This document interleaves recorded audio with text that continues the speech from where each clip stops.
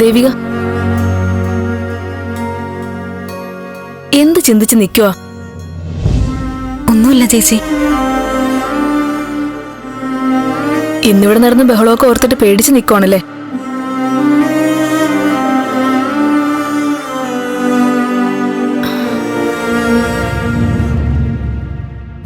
ഞാൻ ആലോചിക്കാറുണ്ട്, നിന്റെ സ്ഥാനത്ത് മറ്റൊരു പെണ്ണായിരുന്നെങ്കിൽ ഇവിടെ എങ്ങനെയാവും പ്രതികരിക്കാന്ന്.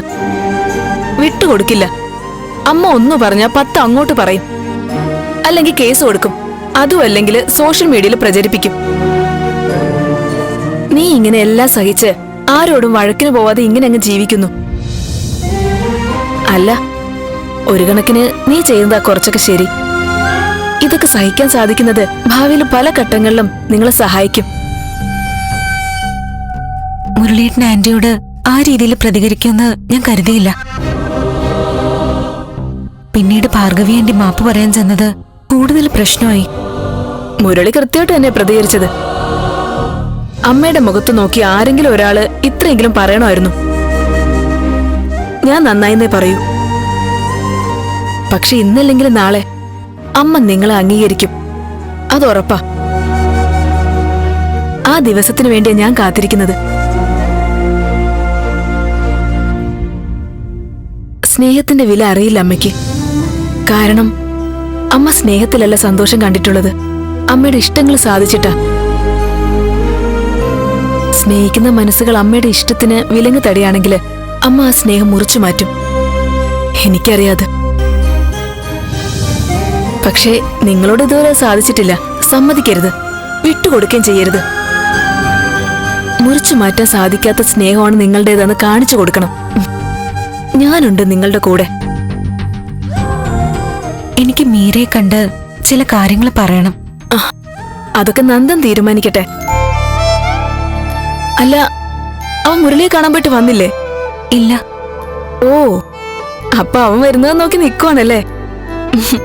ശരി, നടക്കട്ടെ.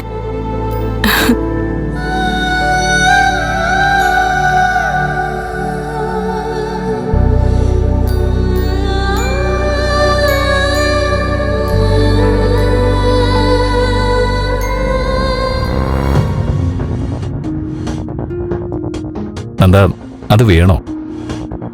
ദേവിക മീരയെ കാണാൻ പോണോ? ഒരു വട്ടമല്ല, പല വട്ടം ആലോചിക്കണം.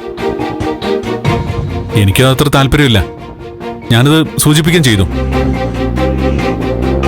ദേവിക്ക് മീരെ കണ്ടാ കൊള്ളാന്നുണ്ട്. ഒന്ന് നോക്കിയാൽ അത് നല്ലതാ. പക്ഷേ അവര് തമ്മിൽ കാണുമ്പോ എന്തൊക്കെ പറയുമെന്നുള്ളത് പ്രധാനമാ. അങ്ങനെയാണെങ്കിൽ അവര് തമ്മിൽ സംസാരിക്കുമ്പോ നീ അവരുടെ അടുത്ത് തന്നെ ഉണ്ടാവണം.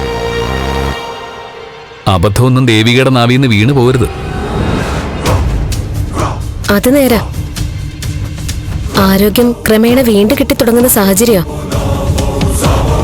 ഇനിയെല്ലാം തെളിഞ്ഞ് ശാന്തമാവണം. അത് കഴിഞ്ഞ് നന്ദന്റെയും ദേവികയുടെയും വിവാഹം കഴിഞ്ഞ കാര്യം പറയണം. ഇതിനിടയിൽ ഒരു കൂടിക്കാഴ്ചയും സംഭാഷണമൊക്കെ വളരെ ആലോചിച്ചു വേണം. ഞാൻ വെറുതെ ഒന്ന് ചോദിക്കുക. ദേവികയും മീരയും തമ്മിൽ കാണുമ്പോ മീര ചോദിക്കുക, നന്ദൻ എനിക്ക് വിട്ടു തരുമെന്ന്.